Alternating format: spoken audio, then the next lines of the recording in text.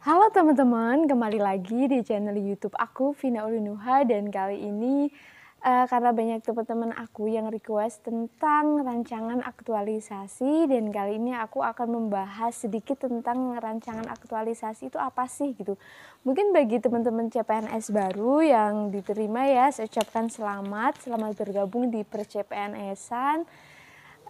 Dan memang ya, dari CPNS menjadi PNS itu butuh waktu yang ya lumayan, dibilang lama ya enggak, dibilang enggak ya juga ya rada lama ya menurut aku, karena 1 tahun, dan selama 1 tahun itu gaji teman-teman hanya 80% aja. Jadi misalnya gajinya 1 juta, nanti teman-teman hanya menerima 800.000. Tapi jangan takut, jangan kecewa, karena nanti yang 20%-nya akan dirapel ketika teman-teman sudah menjadi PNS. Ya sih, tidak semua CPNS bisa lolos menjadi PNS, tapi kalau teman-teman ya bekerja sesuai job desk, bekerja sesuai kewajiban teman-teman, insya Allah akan diterima menjadi PNS, C-nya hilang gitu. Nah, tapi nanti teman-teman akan melalui satu momen di mana itu menurut aku sih menyenangkan ya, karena aku suka hal-hal yang mikir gitu, terus rame-rame. Nah, itu namanya latsar ya, latihan dasar CPNS. Nah, itu nanti tempatnya itu beda-beda kalau aku dulu. Jadi di Kabupaten Wonosobo tahun 2019 waktu itu pelaksanaannya ada di beberapa tempat, ada yang di Temanggung, ada yang di Salatiga, ada yang di pusat, di Jateng, di Semarang ya. Kebetulan alhamdulillah aku kebagian tempat di pusat, di BPSDMD Semarang.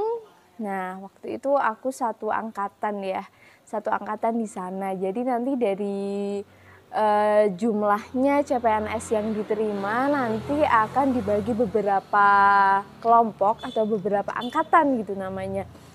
Kalau dulu itu Wonosobo kan ada 308 ya, kebetulan aku ada di angkatan 64 gitu. Ya, jadi bagi-baginya angkatan itu di mana aku nggak begitu mudeng sih, soalnya kayaknya di aku itu misalnya ada 8 angkatan, itu enggak angkatan 1, angkatan 2, angkatan 3, angkatan 4 itu enggak. Jadi angkatan pertama itu bisa 30, angkatan selanjutnya, kloter selanjutnya itu bisa angkatan 50 gitu. Mungkin yang bagi dari atas sana gitu loh, dari pusatnya gitu. Nanti tergantung waktunya gitu, pelaksanaannya itu kapan gitu. Nanti bisa aja nanti urutannya 1 itu Wonosobo, 2 itu Purbalingga gitu juga bisa. Yang pasti teman-teman, dulu itu aku satu angkatan 64 itu ada 40 orang. Dan itu bukan hanya guru SD saja, karena aku kan emang guru SD ya.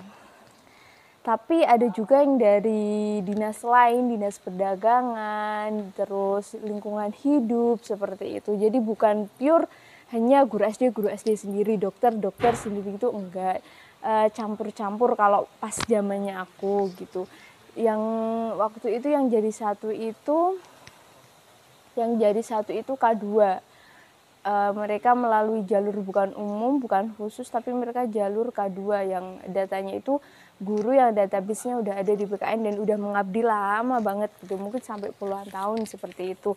Jadi nanti mungkin nanti teman-teman di kabupaten mana misalnya Grobogan gitu ada 500 orang, nanti mungkin bisa dibagi 10 angkatan atau berapa angkatan. Jadi nanti untuk memaksimalkan waktu, memaksimalkan materi yang disampaikan, jadi teman-teman akan dibagi menjadi beberapa kelompok atau beberapa angkatan gitu namanya. Nah, latsar itu ngapain aja? Nah, latsar itu tentu kita nanti akan dibekali dengan berbagai hal tentang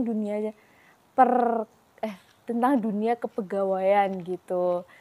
Nah, kita dibekali ya kayak materi, kayak diklat gitulah teman-teman ya, pasti tahu ada pemateri namanya itu Widya Iswara. Widya Iswara, kemudian kita nanti ada jadwal, kita dikasih jadwal hari ini materi apa, seminggu ini materinya apa aja, itu kita ada. Jalani aja. Nah, latsar itu nanti ada yang on class dan off class. On class-nya itu ketika kita itu di tempat diklat.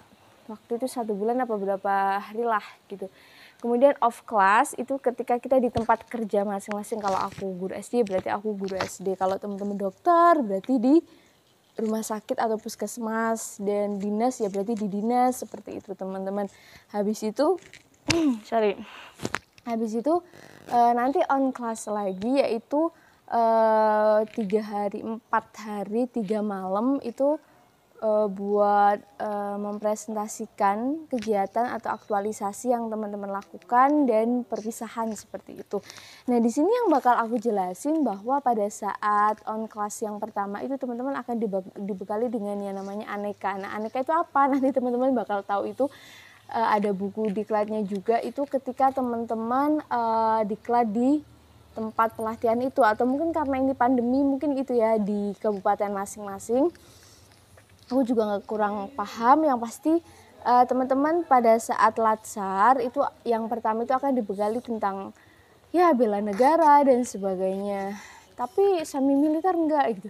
Kalau di aku kebetulan kemarin enggak. Memang pendamping kita itu ada polisi, ada juga tentara, tapi yang enggak semenegangkan, enggak sesaklek apa ya, militer lah, tetap tertib tapi ya santai gitu.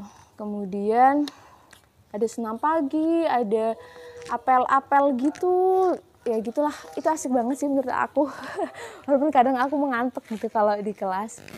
Terus di situ kita juga diajarin, selain materi kita juga diajarin yang namanya membuat rancangan aktualisasi. Jadi rancangan aktualisasi itu apa? Simpelnya itu kayak proposal kegiatan kita di tempat kerja. Misalnya kalau aku guru SD, nah aku kayak menilai, ini nanti ada tekniknya, aku bakal jelasin di video selanjutnya mungkin. Nah itu tuh kayak kekurangan di sekolah kita itu apa aja, kekurangan di tempat kerjaku apa aja. Oh, kurang motivasi belajar, media pembelajaran kurang dan sebagainya. Nanti dipilih satu masalah paling utama. Setelah itu nah kita akan membuat kegiatan-kegiatan untuk memecahkan masalah yang utama tersebut gitu. Kalau aku dulu ada beberapa masalah, 5 masalah, kemudian aku pilih satu yang paling urgent ya. Kemudian aku bikin 13 kegiatan, teman-teman bikin 13 kegiatan untuk memecahkan masalah itu. Nah, sebenarnya minimal berapa, maksimal berapa, enggak ada minimal maksimalnya sih, cuman kebanyakan Widya Iswara itu menyarankan paling enggak 5 kegiatan lah. Bikin 5 kegiatan untuk memecahkan masalah yang ada di tempat kerjamu, seperti itu. Nah, kebetulan kemarin aku 13 dan Widya Iswara aku bilang ini rekor nih gitu. Karena aku suka banget yang namanya bikin kegiatan bikin event gitu, teman-teman. Kemudian aku waktu itu rancangan aktualisasi diseminarkan. Jadi ada mentor dari guru SD kita, nanti PNS senior lah, itu disuruh jadi kayak mentor kita. Kemudian datang ke tempat pelatihan, kita seminar kayak seminar skripsi gitu. Setelah itu di ACC dikasih saran dan sebagainya. Nah, pas off class kita lakukan rancangan aktualisasi itu. Diharapkan kegiatan yang kita rancang itu terlaksana semua. Kalau nambah syukur gitu, tambah poin plus gitu. Tapi kalau misalnya enggak, ya jangan sampai minus. Tadinya kegiatannya 10 jadi 9, itu diharapkan jangan sampai terjadi. Sebisa mungkin dapat terlaksana semua. Setelah dilakukan selama di tempat kerja, nah pas on class selanjutnya di tempat pelatihan, itu 4 hari 3 malam kalau nggak salah, 4 hari 2 malam, pokoknya sekitar itu. Kita presentasi laporan aktualisasi kita. Jadi kalau yang pertama itu seminar aktualisasi, rancangan aktualisasi, yang kedua itu namanya seminar laporan aktualisasi. Jadi nanti juga ada penguji kita, ada pembimbing kita, ada mentor kita juga diundang, kita presentasi ya kayak skripsi gitulah, teman-teman. So far menurut aku nggak ada yang sulit, karena ya kalau aku sih bikinnya happy aja gitu. Jadi ketika teman-teman nanti bikin rancangan aktualisasi itu dibikin yang sesuai kemampuan teman-teman, nggak usah yang berat-berat banget, tapi juga jangan yang ecek-ecek. Yang penting kegiatan-kegiatan tersebut itu bisa memecahkan masalah yang ada di tempat kerja teman-teman, seperti itu. Oke. di next video mungkin aku akan bedah rancangan aktualisasi aku sama laporan aktualisasi aku buat gambaran teman-teman, atau teman-teman ada yang mau request apa silahkan untuk komen di video ini. Aku rasa cukup, aku udah bawa contekan ini yang mau aku sampaikan. Aku rasa cukup untuk pengenalan rancangan aktualisasi itu apa gitu kan. Silakan teman-teman sama berpikir, nggak usah dibikin berat karena ini menyenangkan, nggak berat sama sekali, seperti itu. Dadah, makasih ya.